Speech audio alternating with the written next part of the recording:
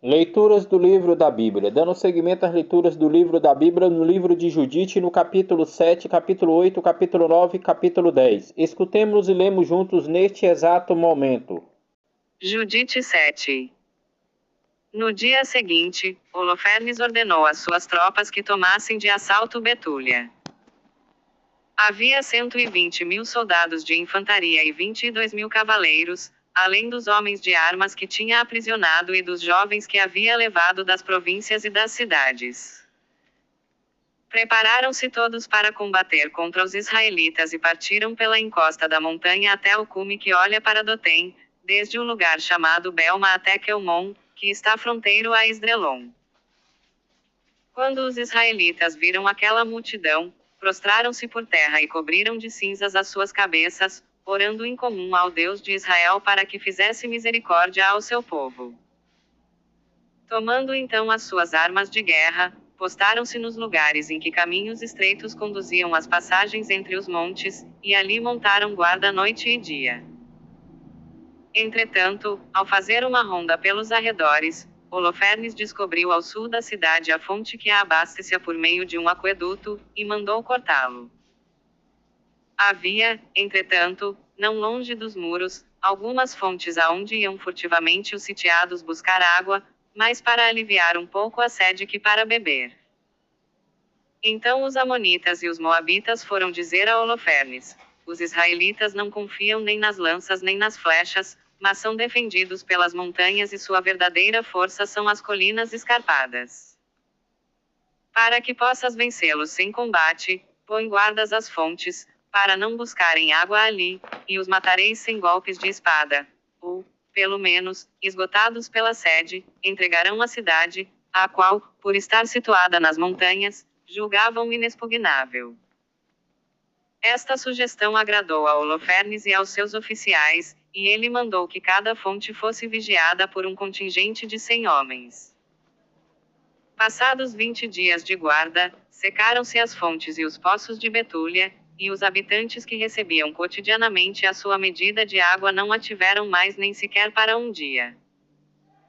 Então, reuniram-se todos os homens, mulheres, jovens e crianças ao redor de Osias, e disseram-lhe a uma voz: Deus seja juiz entre nós e ti, pois, recusando negociar a paz com os assírios, atraíste a desgraça sobre nós.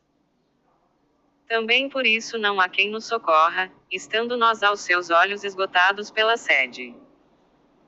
Agora, pois, reúne todos os que estão na cidade e entreguemo-nos espontaneamente aos homens de Holofernes. É melhor que bendigamos a Deus no cativeiro, vivos, do que morrer vergonhosamente diante de todos os homens, vendo morrer sob os nossos olhos nossas mulheres e nossos filhos. O céu e a terra nos são testemunhas, assim como o Deus de nossos pais que toma vingança de nossos pecados. Entrega sem demora a cidade ao exército de Holofernes, para que o fio da espada abrevie o nosso fim, retardado pelo ardor da sede. Tendo eles assim falado, levantou-se um grande pranto e gritos lancinantes na assembleia, e a sua voz elevou-se para Deus durante várias horas. Pecamos, diziam eles, nós e nossos pais, cometemos a injustiça e a iniquidade. Vós, que sois bom, tende piedade de nós, ou então que vossos castigos tomem vingança de nossas iniquidades. Para que se não diga entre os pagãos, onde está o seu Deus? Fatigados enfim de gritar e de chorar, eles se calaram. Osias levantou-se então banhado em lágrimas. Coragem, meus irmãos, disse ele, esperemos, ainda, 5 dias a misericórdia do Senhor. Talvez se aplaque a sua cólera e dê glória ao seu nome. Entretanto, se depois de 5 dias não nos chegar socorro algum, faremos o que propusestes. Judite 8. Ora, tudo isso chegou aos ouvidos de Judite, viúva, filha de Merari, filho de Idox, filho de José, filho de Osias, filho de Elai, filho de Jaminor, filho de Gedeão, filho de Rafaim, filho de Aquitobe, filho de Melquias, filho de Enã, filho de Natânias, filho de Salatiel, filho de Simeão, filho de Ruben. Seu marido chamava-se Manassés, e morrera no tempo da colheita da cevada. Ferido de insolação quando fiscalizava os ceifadores que ligavam os feixes no campo. Judite ficara viúva havia 3 anos e meio. Ela tinha feito no andar superior de sua casa um quarto reservado para si, no qual se conservava retirada com suas criadas. Trazia um cilício sobre os rins e jejuava todos os dias, exceto nos sábados, nas luas novas e nas festas do povo israelita. Era extremamente bela, e seu marido tinha-lhe deixado grandes riquezas, numerosos criados e domínios cheios de rebanhos de bois e de ovelhas. Era muito estimada por todos porque tinha grande temor a Deus. Sabendo, pois, que Osias tinha prometido entregar a cidade dentro de 5 dias, mandou alguém chamar os anciãos Cabri e Carmi. E estes vieram ter com ela. Ela disse-lhes: como é possível que Osias tenha consentido em entregar a cidade aos assírios dentro de 5 dias, se não nos chegar socorro? Quem sois vós para provocar o Senhor? Não é esse o meio de atrair a sua misericórdia, mas antes o de excitar a sua cólera e acender o seu furor. Vós impusestes ao Senhor um prazo para exercer a sua misericórdia e fixastes-lhe um dia ao vosso arbítrio. Mas o Senhor é paciente. Pois Deus não ameaça como os homens e não se deixa arrastar como eles a violência da cólera. Humilhemo-nos diante dele e prestemo-lhe nosso culto com espírito de humildade. Roguemos ao Senhor com lágrimas que nos conceda a sua misericórdia como lhe aprouver, para que, assim como se perturbou o nosso coração com o orgulho de nossos inimigos, do mesmo modo encontremos glória em nossa humilhação. Nós não imitamos os pecados de nossos pais, abandonando Deus para adorar divindades estranhas. Por esse crime foram entregues à espada, à pilhagem e ao desprezo de seus inimigos.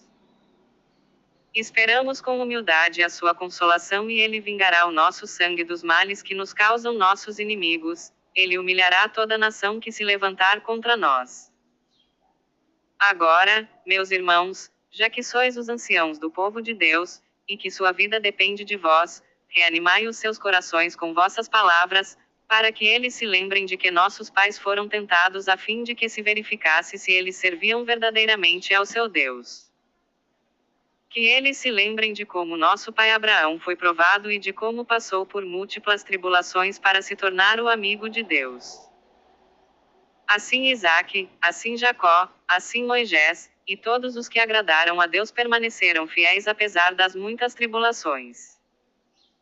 Aqueles, porém, que não aceitaram essas provações no temor ao Senhor e se impacientaram, murmurando contra ele, foram feridos pelo exterminador e pereceram pelas serpentes.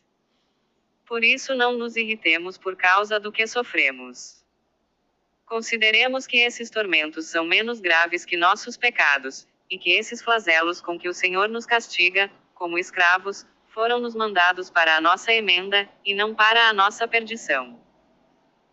Osias e os anciãos responderam-lhe: tudo o que disseste é verdade. Roga, pois, a Deus por nós, porque és uma mulher santa e piedosa. Judite respondeu-lhes: se reconheceis que o que eu vos disse vem de Deus, examinai se vem igualmente dele o que eu resolvi fazer, e orai para que Deus me ajude a realizar o meu desígnio.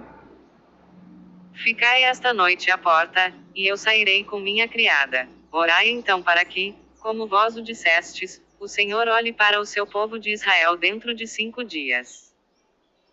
Mas não quero que procureis saber o que eu vou fazer. Osias, o príncipe de Judá, respondeu-lhe: vai em paz, e que o Senhor te ajude a tomar a vingança de nossos inimigos, e retiraram-se. Judite 9. Tendo eles partido, Judite entrou em seu oratório, pôs o seu cilício, cobriu a cabeça com cinzas e, prostrando-se diante do Senhor, orou dizendo: Senhor, Deus de meu pai Simeão, que lhe destes a espada para se vingar dos estrangeiros que, arrastados pela paixão, violaram uma virgem, descobrindo-lhe vergonhosamente a nudez. Que entregaste suas mulheres à rapina, suas filhas ao cativeiro, e todos os seus despojos em partilha aos vossos servos que ardiam de zelo ao vosso serviço, vinde, eu vos peço, ó Senhor meu Deus, e socorrei esta viúva. Vós dispusestes os acontecimentos do passado, determinastes que uns sucedessem a outros, e nada aconteceu sem que vós o quisesseis. Todos os vossos caminhos são previamente escolhidos, e os vossos juízos são marcados por vossa providência. Olhai agora para o acampamento dos assírios, como vos dinhastes outrora olhar para o dos egípcios, quando corriam armados atrás dos vossos servos, fiando-se nos seus carros, nos seus cavaleiros e na multidão dos seus combatentes. Bastou um vosso olhar sobre o seu acampamento para paralisá-los nas trevas. O abismo reteve os seus pés, e as águas submergiram-nos.